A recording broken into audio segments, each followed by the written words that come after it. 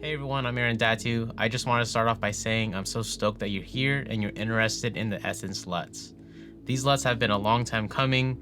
After years of tweaking and testing, they're finally here.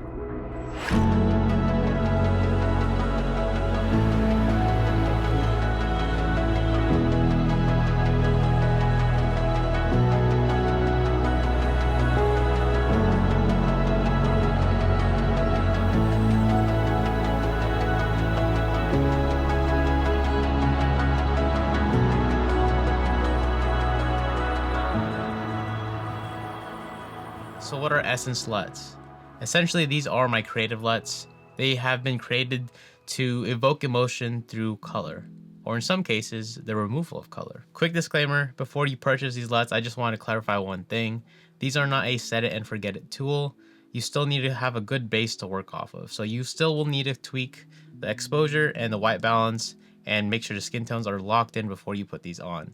These are not a utility LUT or a conversion LUT. So I'll say it again. These are not a utility or conversion LUT.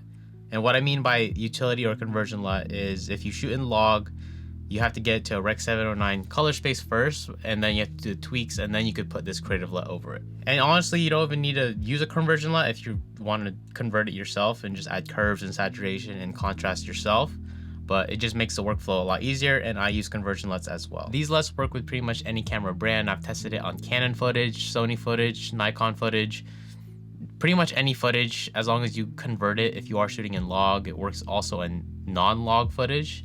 Again, you just have to convert it if you are shooting in log. If you're not shooting in log, then getting it color corrected and exposure corrected first before you layer this on. Again, these are color grading LUTs, not utility LUTs. To give you an idea of how these LUTs work, I will be showing you three different lighting scenarios of how I use them in my color correcting and color grading workflow. That way you have an idea of what to expect and how I use them and how you could properly use them to either streamline your workflow or just how to color in general. But I feel like a lot of people have their own kind of workflow or system for coloring, and this is mine, and I'll show you how these LUTs work. I don't do anything crazy like anyone else. This is just bare bones basics of color correcting and color grading. The three different scenarios that we'll be looking at is going to be perfect or soft lighting in kind of a foresty area, and then the next one is going to be lighting in a harsh light or backlight kind of thing scenario, and then the last scenario is going to be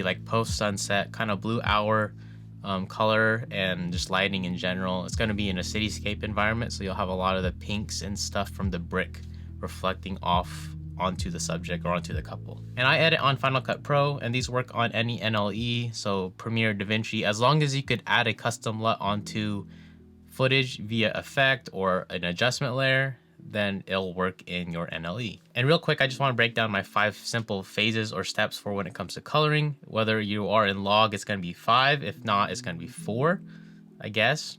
So that first one is going to be that log conversion, getting it from a log to Rec 709 color space. You could either use a utility LUT to kind of get that to that starting point, or you could do it yourself and add the curves and saturation contrast in yourself. The next step is going to be correction. Again, you need to correct your footage. You need a solid base to work off of. So that means correcting for exposure and white balance and just making sure the skin tones look properly in line. Third step is going to be the creative look, which is again the LUTs, the Essence LUTs. And the fourth step is tweaks. So you have to go back and do tweaks to the exposure or overall white balance, just because sometimes when you do add on a LUT, you do need to do some fine tweaks after that. And that is why coloring can take forever. It is a long process. It is a very tedious process, but at the end of it, it's all worth it in the end to get the look and vibe that you want. And this fifth step is completely optional. It's called the finishing look or the finishing layer.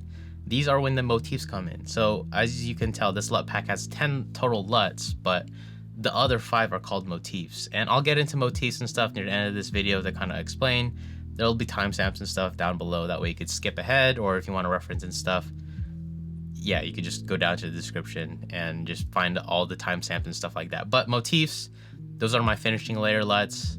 I'll get into that once we get into that. All right, so we're in Final Cut Pro. I'm going to be showing you the different scenarios that I talked about earlier and just going through the entire color processing. What I'm going to do is I'll just show you off of how I get the starting point of just getting it from log to a good enough layer, and then I'll skip to like after I get all the overall adjustments fine-tuned, just because that process is very tedious and can take a lot of time, and I don't want to have this be like an hour-long video. I don't remember if I shot what white balance I shot this in, but I'm probably more than likely off, just because it was very blue. It was a very blue kind of scene, because again, it was a very shaded soft light. So I will put my conversion LUT on, and I underexposed this. Yeah, I remember that. Again, that is why it is very important to exposure and color correct before you put these LUTs on. So I always like to start off with color wheels. I always start off with, again, exposure, getting the exposure as dialed in as I can, bring the highlights up, midtones up slightly, and then kind of just play around with pushing it into a different color. It's very cool, as you can tell. So I gotta probably bring the midtones up just slightly. And then let's see. And then what I like to do too, I do this for every single clip, is anytime there is a shot with skin in there or a white dress, you want to make sure the dress is white and the skin doesn't look Oompa Loompa orange. So that is very important. You don't want them to look very overly orange, unless of course they are very orange in real life. Then you don't want to make them look not real, right? Okay, so I like to use a draw mask, and I put it on their skin, and you'll see I have the graphs and all that on the left side. I have one for the vector scope, Luma, and then RGB parade. That way I could get an idea of what everything looks off of pure data, rather than just looking at it through my eyes like, oh, that looks good. If you color grade for long hours of time at a time, colors are gonna start not looking right, or your eyes will adjust. So that's also why you take breaks when you color grade and color correct. So it's pushed a little bit towards the magenta, so I will probably bring this to the yellow, more yellowish. I mean, that looks good-ish. But I mean, again, I will get to the final like part of it, or after I get all the coloring or color correcting dialed in, just because again, that process is a long time. So I start off with color wheels. I use a draw mask to get like the skin tone and the dress looking white. So obviously for this, I have to push the blues down, just because in the highlights, just because the dress is more blue in the scene. So I will have to correct for that. I'll probably use curves for that. Let's see. Probably the blue curve. Yeah. The problem with the blue curve, then I gotta bring the midtones or overall warmth down, just because it removes the warmth. Okay. I mean, again, it's like shimmying it into like a perfect spot. So this is what it looks like after I do like all the fine tuning and everything like that. That is as good as I could get for the dress and their skin to look. It's a little bit more, the midtones are very much more lifted, but you could adjust that after you put on the LUT. But as long as you have this kind of a base, like compared to like the starting point of after we put on the conversion LUT, like this as a base compared to this as a base is a huge difference after you do all the exposure and color correcting. I mean, you could see when I put this adjustment layer with the LUT on, it does not look anywhere what it's supposed to when you have the right corrections applied and you get it to a good starting point, which is why it's very important. And with any LUT out there, there aren't very many like set it and forget it LUTs, and honestly I wouldn't even recommend that, just because you have to shimmy it into a good spot, unless you just shoot it on set and you have everything dialed in properly in a studio and everything like that. But we're shooting weddings and it's very run and gun, and you're not going to get it correct all the time. So exposure and color correcting is huge. So the first one, again, this is evergreen. This is probably my favorite LUT for this scene, just because I just love how the greens look. Again, very Oregon-esque, you know, it's evergreen.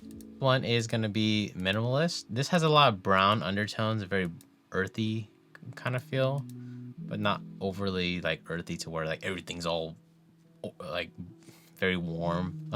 There's still like the skin looks good, you know, like that is like the one thing I wanted for these LUTs is I want the skin tone to look good after you put it on.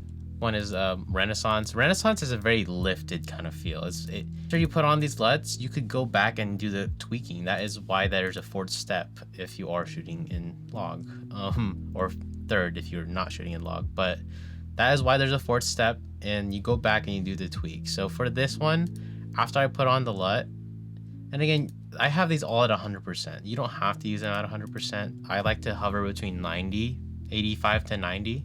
Like after you put on the LUT over the, whether it's adjustment layer or not, you go back and you do the fine tweaks. And for this one, I'd probably just increase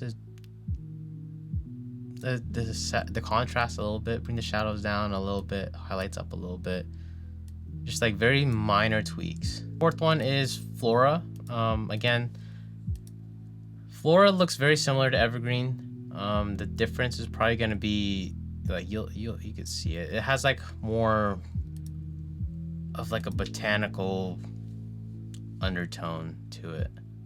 I don't know how to explain it correctly without using the same words. But that is, yeah, this is Flora. And then the fifth one is Elegance. This is my black and white one. The cool part about the black and white one, you could start off with putting the LUT first, like over it on the adjustment layer, and then you could do your exposure corrections. I do that sometimes just because you don't need to worry about pushing the colors in the correct spot because you are shooting in black and white, or you are like delivering it in black and white. So for something like this, just go back and push the highlights down just a little bit because you don't have any detail anymore. And then like something like that. I mean, that was very fast. I do not do it that quick when it comes to color correcting and all that. Next scenario is gonna be a direct harsh light backlit situation. This was right before golden hour, I would say. I don't know what white balance I shot this in again, but as you can tell, there's a huge flare, and when you have a huge flare, it's very hard to get the exposure as good as possible without completely underexposing everything. So finding that happy medium of, all right, I'm in camera, this, and I want to at least have the skin or like the subject visible without completely blowing out or crushing that foreground. So we will put that conversion LUT on. So I believe I had this at like maybe 6500 Kelvin and it's very warm, as you can tell. And again, there's nothing wrong with it. I just like to have a good spot to correct off of. So again, color wheels. Color wheels are king, in my opinion. Bring the shadows down, highlights as high as I can, midtones high, just lift it up as much as possible. Okay. And then when you do have scenes like this, you want to make sure that like you don't just edit off of one frame. You know, you scrub through the entirety of that clip. You know, you want to make sure that, all right, with something like this, for instance, the flare is not as pronounced at the beginning, but at the end it's very pronounced. So if you only edit off of a very pronounced part of the scene where you see all the flare, you're going to do all your adjustments off of that one part of the frame. And okay, and you bring the shadows down, you need to, I don't know, bring the the midtones up. And then you go to the beginning of the frame, it looks very crushed on his jacket right there. There's nothing wrong with it, but I just like to lift it up a little bit. So you go back and forth when it's a very dynamic scene like this. And again, it's very, very like warm. So we're gonna go to the global and we're gonna push this to the cooler side. And again, things are gonna look very, very janky at first, just because I think the white balance was my fault, you know. But again, that's why we are doing this. We are correcting the footage. Get the midtones or the highlights for that sun part right here all even, and then shadows, bring it down slightly to the cooler side. mean, like, that looks good right there. You know, it's not perfect, but obviously I will just skip to all the fine tweaks and stuff. But I mean, that's as close as possible. It's probably got another 10 to 20% of final corrections to get to a good spot. So this is what it looks like after all the corrections and the final tweaks and everything like that. As you can tell, it looks very good too. Both look very good, but this is like I don't know, I think I spent like maybe 30 minutes on to get it at a good spot. Maybe 15 minutes, but again, I don't want this to be like an hour-long video. So this is what my base looks like. You know, this is what I want the LUT to work off of. And then again, we're gonna apply all 5 LUTs to it, and we're gonna see how it looks. So first one, again, evergreen. Evergreen looks really good on this one too. As you can tell, you don't really notice too much of the blues that are reflecting or like in the shaded area. It's very much more desaturated-ish. Next one's minimalist. This one looks good too. I'm gonna be saying that for all of them, honestly. And then we got Renaissance. Again, this is more lifted.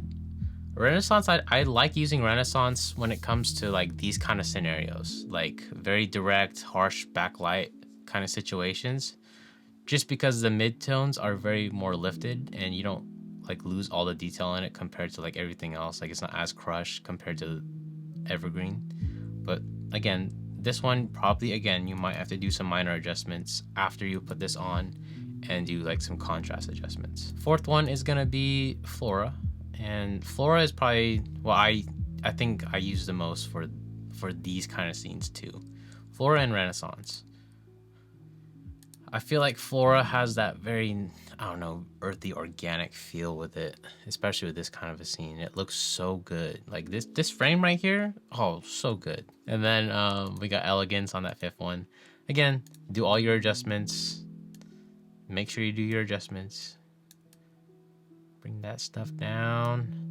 Bring that stuff up. I mean, that looks good, you know? Again, that was very quick. I don't do that quick. Last one, this is post golden hour, so we no longer have the sun flaring in the background, but you can see it's very orange and stuff. So, well, obviously you can't see it now because it's in log, but we will convert this over. And this, I don't think I shot this wrong. I think it was just the scene overall. I think I didn't want to overblow out the highlights in this situation. So I kind of wanted to preserve as much as the highlights as I can. So the subjects are going to be kind of in the dark, but again, that's why we color correct. And also I do recommend you put these LUTs, if you are shooting on an external monitor, to have these LUTs on, just because, or just shooting in general, like having an external monitor to view your footage while you're shooting it is super beneficial, because you're not just guessing and looking off the meter and looking at the zeros. Like you could actually intentionally shoot like a scene, like, okay, for this scene I want to preserve as much of the sky as I want, and if I didn't do that, it'd be blinking at like 2 because it's going to say, oh, that's blown out. You know, it's just, having an external monitor is very beneficial in my opinion. That's just my 2 cents on it. I'll try not to make this too long of a video about other topics. Okay, so after that conversion LUT, I mean, it looks good, but you still need to tweak it. Bring the shadows down, highlights up, midtones up, shadows down a little bit. And with the cityscape and it's being post golden hour, everything's very blue. So you could warm it up if you want. Yeah, just a tiny bit. Shadows, probably bring it down just a bit. Again, and this is an example of one of those scenes where, okay, I'm going to use a draw mask. Put that over.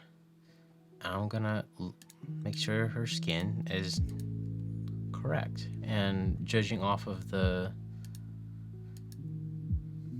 vector scope, it's in line with the skin tone line, so that's good. All right, now let's make sure her dress is good. Okay, so her dress is on the cooler side. Again, that is just the inevitable fact of shooting in these kind of dynamic lighting situations. So I am going to push that down just a little bit. Oh, there we go. Let's see what it looks like. All right, this would probably be a situation where I'd use curves. Bring the curves down slightly.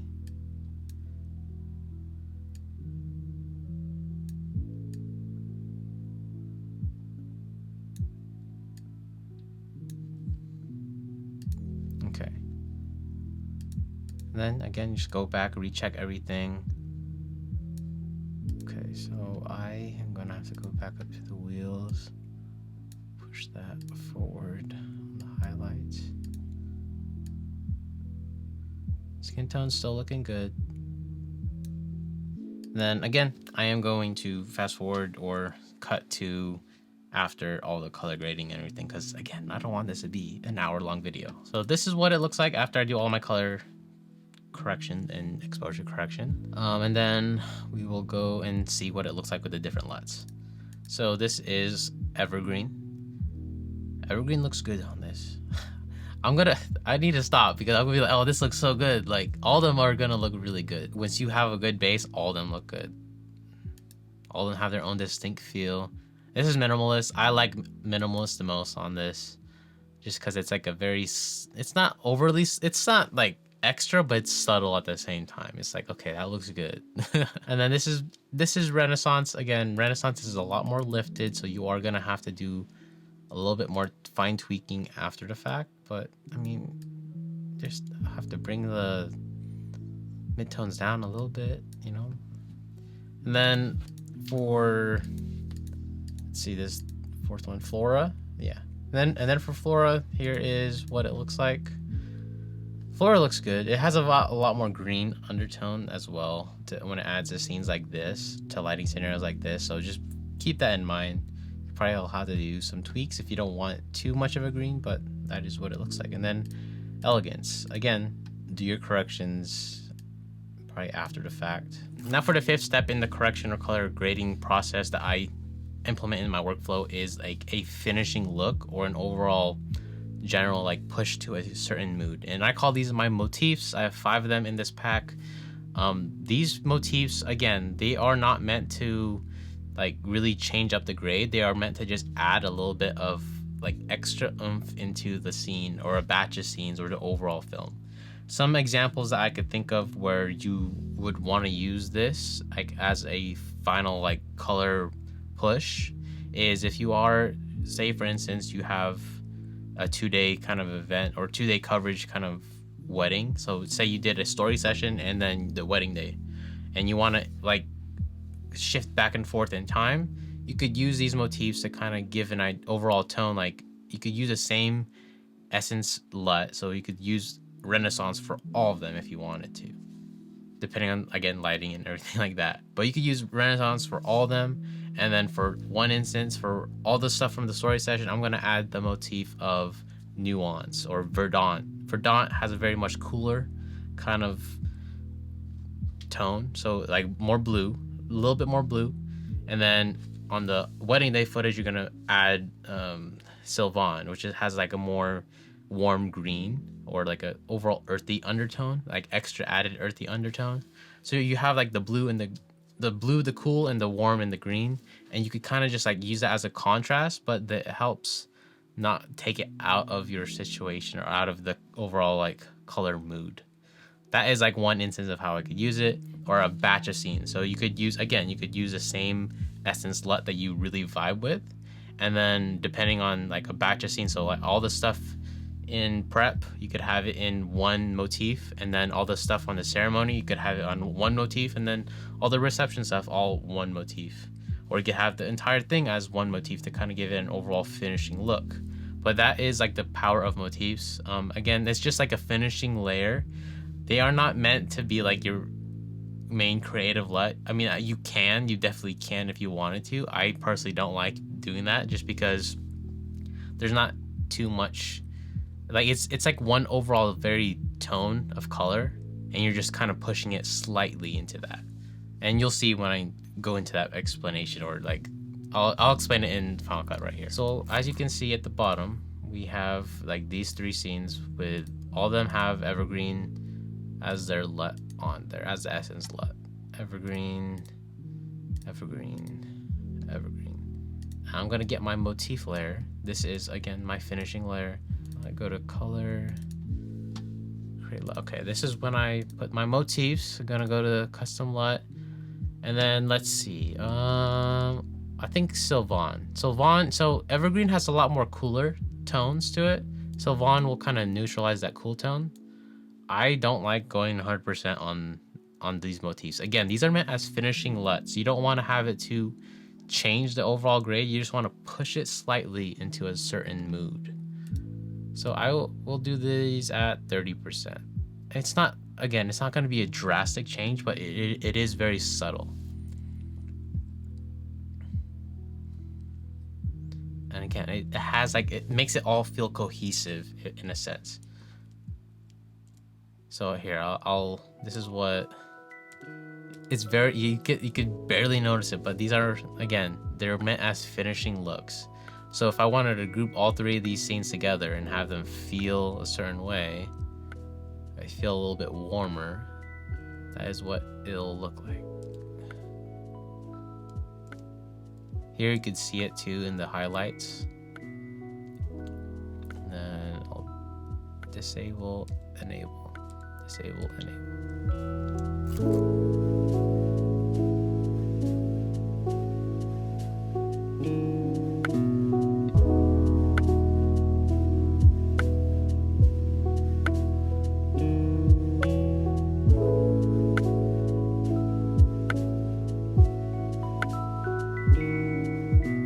That's all I wanted to show you when it comes to different use cases for these essence LUTs and motifs. I hope it was helpful in giving you an idea of what to expect when you are using these LUTs and interested in purchasing them for yourself and implementing them into your own color grading workflow. Appreciate you for watching. If you made it to this far of the demonstration video of these LUTs, you are an absolute trooper. Thank you so much for your time. And if you do purchase these LUTs, message me on Instagram, tag me in any of your work that you use these LUTs in. I love seeing that. And yeah, just have a great rest of the day.